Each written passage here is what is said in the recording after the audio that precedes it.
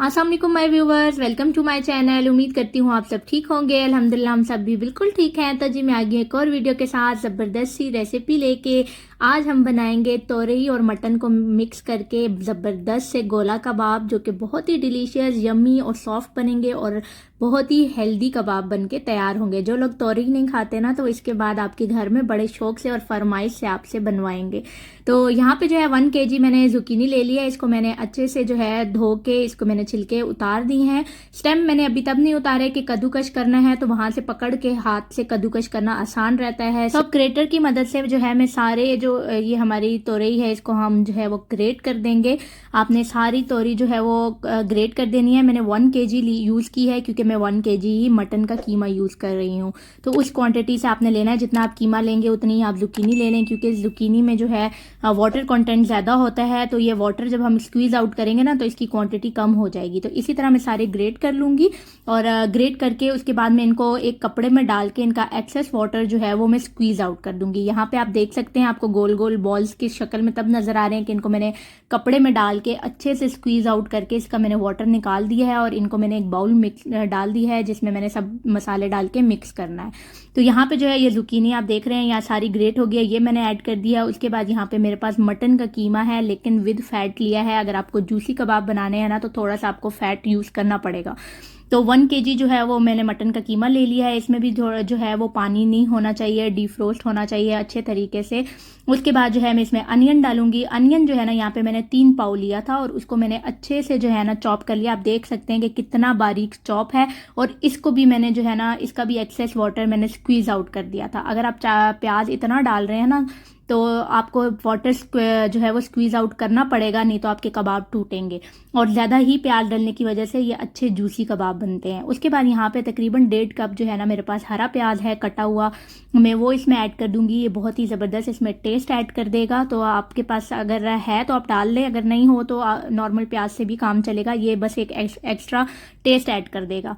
10-12 हरी मिर्चें चॉप कर ली हैं और 2 कप के करीब जो है ना चॉप धनिया है मेरे पास। हरा धनिया हम डाल रहे हैं क्योंकि मटन यूज़ कर रहे हैं, तो मटन में जो है थोड़ी सी जो है वो हींग होती है, तो वो धनिया वगैरह आप यूज़ करें ज़्यादा से ज़्यादा तो वो ख़त्म हो जाएगी और वैसे ही बहुत मज़े का लगता है। अब कुछ इसमें हम जो है मसाले ऐड कर लेंगे। 3 टेबलस्पून में इसमें क्रश्ड सूखा धनिया डाल रही हूँ, बिल्कुल पाउडर नहीं है, ये क्रश्ड है।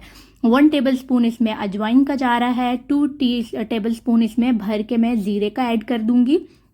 2 टेबलस्पून इसमें अनारदाना जाएगा। अनारदाना जो है वो थोड़ा सा हवन दस्ते में आपने कूट लेना है, नहीं तो आपने जार में जो है इसको पीस लेना है अच्छे से। उसके बाद 1 टेबलस्पून ब्लैक पेपर डाल दूंगी। 2 टेबलस्पून इसमें नमक का जाएगा। हमारे टेस्ट के हिसाब से नमक बिल्कुल 2 टेबलस्पून इस क्वांटिटी के लिए ठीक था।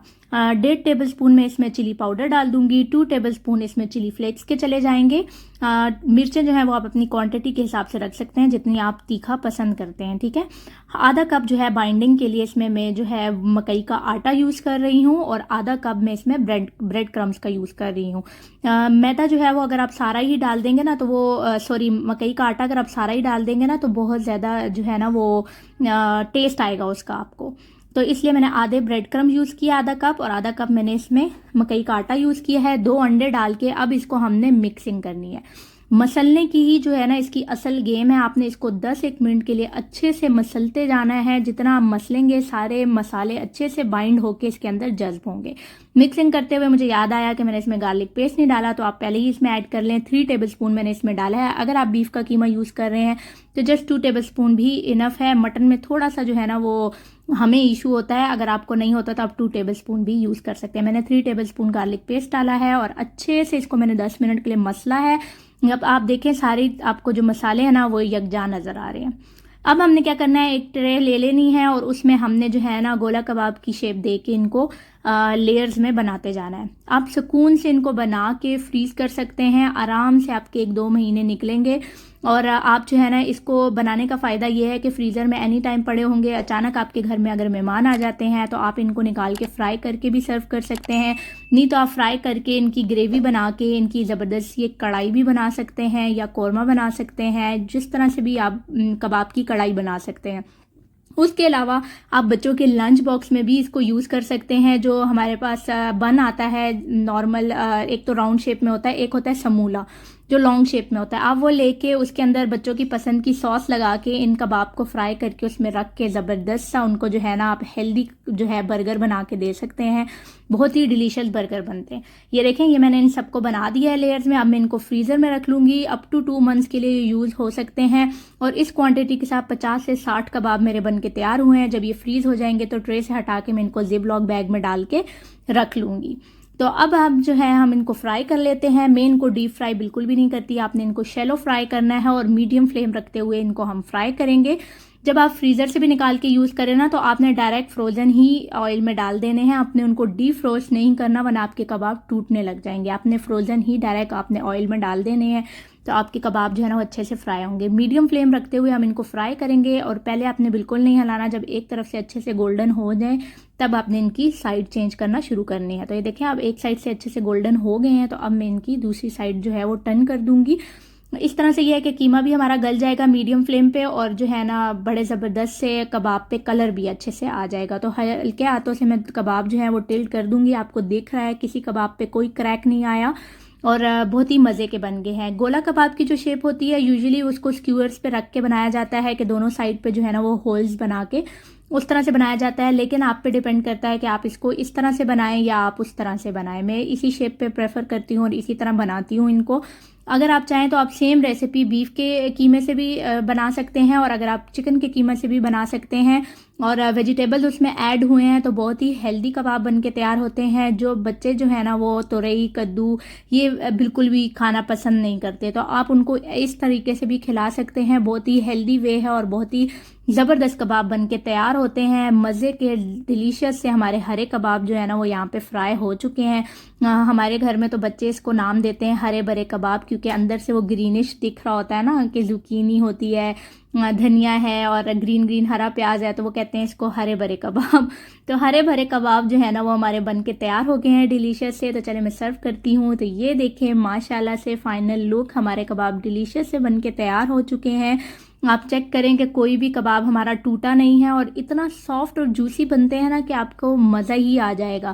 اپنی من پسند چٹنی یا ڈپ کے ساتھ آپ اس کو انجوائے کریں. بچوں کو کیچپ کے ساتھ پسند ہے تو آپ کیچپ کے ساتھ سرو کریں. بچوں کے لیے بنا رہے ہیں تو تھوڑا سا جو ہے نا آپ چلی لیول اس کا تھوڑا سا کم کر دیں کیونکہ تھوڑے سے جو ہے نا اگر بچے اسپائسی کھانا پسند نہیں کرتے تو میرے بچے جو ہیں وہ اسپائسی کھا لیتے ہیں، ان کو پسند ہوتا ہے چٹپٹے کھانے تو اس لیے میں تھوڑا زیادہ ایڈ کرتی ہوں. تو ساتھ میں سیلڈ سرو کیا ہے اور ساتھ میں جو ہے منٹ چٹنی اس کا مزہ ہی دوبالا کر دیتی ہے. تو چلیں میں آپ کو ایک توڑ کے دکھاتی ہوں اندر سے کہ کتنے جوسی اور زبردست سے بن کے تیار ہوئے ہیں. چیک کریں کتنا سافٹ ہے اور جب میں اس کو توڑ رہی ہوں تو یہ چیک کریں زبردست سا. اور بریڈ کرمس اور جو مکئی کا آٹا ہے نا اس نے زبردست سا اوپر سے اس کو ایک کوٹنگ سی بھی دے دی ہے اور اندر سے بہت ہی سافٹ اور جوسی سے بن کے تیار ہوئے ہیں. اس کو میں جو ہے اپنی سوس کے ساتھ جو منٹ چٹنی ہے اس کے ساتھ کھاؤں گی تو بہت ہی ڈیلیشیس اور یمی ریسیپی بن کے تیار ہوتی ہے. آپ یہ ضرور ٹرائی کیجئے گا اور مجھے فیڈ بیک ضرور دیجئے گا کہ آپ کے گھر والوں کو اور آپ کو کیسی لگی.